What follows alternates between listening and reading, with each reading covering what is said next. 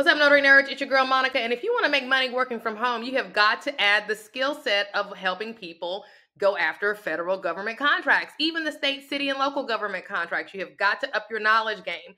And a part of doing that is dealing with places like sam.gov. So as I mentioned in a previous video, I finally registered my other two businesses at sam.gov last week. And on April the 11th is when all that happened. Actually, April the 9th is when I registered. But then on April the 11th, I got all these emails requiring me to do all this stuff to fix it, okay? Now, keep in mind, this is a sole proprietorship that we're talking about. It is my farm. So what I'm about to do is I'm about to go and log into SAM. I've already got logged in and show you how to do one of these updates.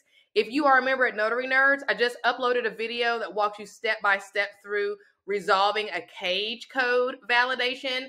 You guys, if you haven't checked that out yet, definitely go and log in and do that. This video is going to be part 2 of that, really. It's about going inside of sam.gov and updating some information, whereas the first email had a list of things that they needed for me to answer. And so in that video at Notary Nerds, I answered all of those things. So let's hop over in. Well, first, let's look at this email and see what the problem is. This email is about the sam.gov registration. Okay, I got this email on April the 11th at 10:45. The first email that I got was on April the 11th at 7:16. So that's the email where I went through and did all of those responses. Again, go watch that 20-minute video for that. This video is a supplementary video, a supplementary email. This email is a supplementary email. It's saying, okay, look, your organizational type needs to be corrected. Okay, it says the information cage received from SAM for your legal business name, Out the Mud Farm. It says that my company is marked as a sole proprietorship, which it is. And it's saying that a sole proprietor must either use a legal business name of the sole proprietor's first and last name or an LLC name that is a single member disregarded entity that is registered with the Secretary of State. So what I did wrong is I registered my business in SAM as Out the Mud Farm. That was a big no-no. I should have registered it as Monica Dunn. I had to think about it, okay? So I have to now log in, and it's going to tell me here how to make corrections. If changes to legal business name, doing business as, are required, which is the case for me, it tells me which internet browsers to use, you guys. Just follow all of their instructions. If you start logging in and start having problems, check and make sure you haven't used a browser that's not good for this particular purpose. It says it's recommended you have autofill disabled in your internet browser to prevent mistakes, and log into SAM using the make necessary company name, DBA, or physical address updates to my entity. If you're not able to find your matching entity, then, whatever. So let's hop over to sam.gov. I've already got logged in. And so I'm going to go to the workspace, which I'm in right now, but I just want you guys to see me click on it. And as you can see, there is no active registration. I haven't gotten an ID assigned yet, but I do have a work in progress. So let me go ahead and click on that. So now I need to go and update my entity name. That's the whole purpose of this. If changes to legal business name are required, that's the whole purpose of this email. There is nothing else that I need to do. That is the main thing. Invalid organizational type correction needed. So I'm going to go here, my work in progress. So it says here, entity failed cage verification. You submitted registration, failed commercial and government entity code validation by the Defense Logistics Agency and is in work in progress status. Review the failure reason sent to your email. Select update to make corrections and resubmit. Okay, perfect. So like I say, have already responded to that email and sent that over to them. If you want to see that blow by blow, get a free trial at Notary Nerds to watch that 22-minute video. But right now, I'm just going to update my name by clicking here. So right here, I've got Out the Mud Farm and my physical address and all of those things. And it's asking me, am I an employee or officer of this entity? Yes, I am. Okay, my entity is here. This is great. Registration. So this is my entity's correct legal business name, and I can provide documented proof. This is not my entity's correct information, and I can provide documented proof of legal business name. The legal business name is the issue. I should not have put Out the Mud Farm because this is a sole proprietorship with no EIN. Now, when I registered my brokerage, People First Realty, it is also a sole proprietorship. However, it has an EIN. And like I've said before, if you've been in the situation, you already know that if you have multiple sole proprietorships, you can only have one EIN. That's just the rule. That's just how IRS works. So that's the situation. And so by only having, by not having an EIN, I cannot use this business name. I have to use my name. Okay. So I'm going to go in here and click this box and say next, or that circle. I'm going to check the box that has the issue. If you're acting on behalf of a limited partnership, LLC, or corporation, your legal business name is the name you registered with your state office. Okay, great. So I'm going to go ahead and put my legal business name as Monica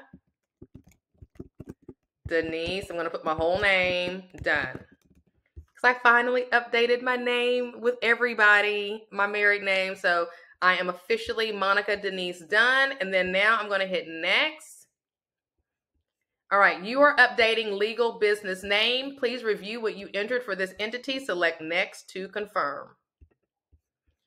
View the list of acceptable documents to understand the legal requirements. So I am going to review these legal documents. Let me see what they're talking about.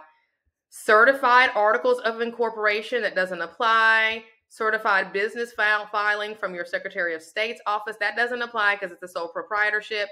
EIN assignment letter from the IRS, that doesn't apply because I cannot get another EIN. Recent bank statement, redacted, less than 5 years old. Recent utility bill, less than 5 years old, or show more acceptable document types. You may submit one or more documents to provide all the required evidence. So I'm going to probably do the bank statement. Let me go ahead and click on show more acceptable document types. Okay. This looks like the list. Can I use this document? Entity validation document. Check this one pager first to learn what documents to provide. So we're going to open this up and see. Okay, so proof of name and or address. Choose documents from list A. At least one document must have both your full correct legal business name and current correct physical address. And current correct physical address. Okay, so most commonly used documents, articles of incorporation, bank statement, they make sure to tell you to redact that information, certificate of formation, Department of Treasury, IRS letter, Secretary of State certificate filing, screenshot PDF of your business profile in your state's online business registry or Secretary of State website. Must be current and must include the registry URL, utility bill. Other documents that you can use: bylaws, certificate of good standing issued by your state, city business tax certificate, Department of Treasury IRS tax exemption status letter, DBA document, driver's license for sole proprietors or individuals doing business as only must be non-expired and have your exact name. Boom. Okay, I'm going to do that. That's just the easiest thing for me to do. License to operate, limited liability company articles, which doesn't apply to a sole proprietorship, partnership documentation, which doesn't apply, passport, which doesn't apply, share certificate, state sales and use tax permit, tax invoice, town charter, documentation from state. So your documents must show your entity information exactly as you entered it in the entity information screen on sam.gov. Documents in list A and list B with an asterisk must be 5 years old or less. So I am going to include at least one document is all I have to do. And I'm going to keep it simple. And I'm going to do driver's license because that applies for sole proprietors or individuals doing business as only, must be non-expired and have your exact name. Perfect. So let's go back over here and let me upload that document. So we're going to upload that document now. It is going to be other document, which is my driver's license. I just wanted to scan and make sure because if I did the bank statement, I would have to go through and redact it, and I just want to do something quick. This document includes the following. Select all that apply: legal business name and physical address in the same document. The other thing about my bank statements is, yeah, they should show the physical address. That shouldn't have been a problem. So drag file here, but I just didn't feel like redacting. So we're going to do that. And there it is, but it's not letting me select it. So hold on just a second. Okay, so I fixed that problem. It's now in the proper format as it should be. And I'm going to go ahead and upload it here. There it is. And now I'm going to submit. We are verifying and processing your document. This can take some time. Do not close or refresh this page. All right, so now that I've attached that document, it includes my legal business name, again, which is my name. Why? Because as a sole proprietor, without an EIN, you have to make sure you use your name. And this is information that you need to use and apply to yourself. And for those of you guys who are going after the certified virtual assistant designation and you start taking on clients that are sole proprietors with this issue, you want to remember this, right? Because you absolutely will run into it. You don't want to make the rookie mistake of putting their business name in instead of their name if they do not have an EIN, okay? So I'm going to go ahead and click on update and submit. I think I've already done this. Okay, so I think that's all. Comments, please provide additional context for your specific situation if necessary. I don't believe that's necessary. If there was some extra information, this is pretty straightforward. Don't be overly wordy if you don't need to be. I'm just going to click on next. Okay, so my documentation has been submitted successfully. I have a reference number and they're going to be reviewing it in 1 to 3 business days. Okay, that's just an estimate, but my whole purpose in life was to get that to them before it said here 10 days, right? So my whole goal in life was to get that correction done within the 10 business days allotted. And as you can see, this was sent on April the 11th. And so I'm within that time frame because today is April the 15th. Let's go refresh our inbox real quick and see if they have sent anything in acknowledgement of receipt. Not as of yet, but that's okay. And so for this video, we will go ahead and close things out. So this video just showed you how to update a legal business name when you get kickback as a sole proprietor. Okay, so for all of you guys, on a separate note, I will be doing a video about new notaries 5-day challenge. It starts tonight. We're going to do it a little different this week because, of course, Tuesday nights is now dedicated to certified virtual assistants. Every week we do live training, and tonight we're going to be talking about our client intake form. So I'm looking forward to this Tuesday night, but that means that I've got to do double duty for the new notary 5-day challenge, folks. So we will be meeting twice on Wednesday this week and in the future when we have this same thing come up. So anyway, I'll see you guys in the next video. Talk to you soon. Peace.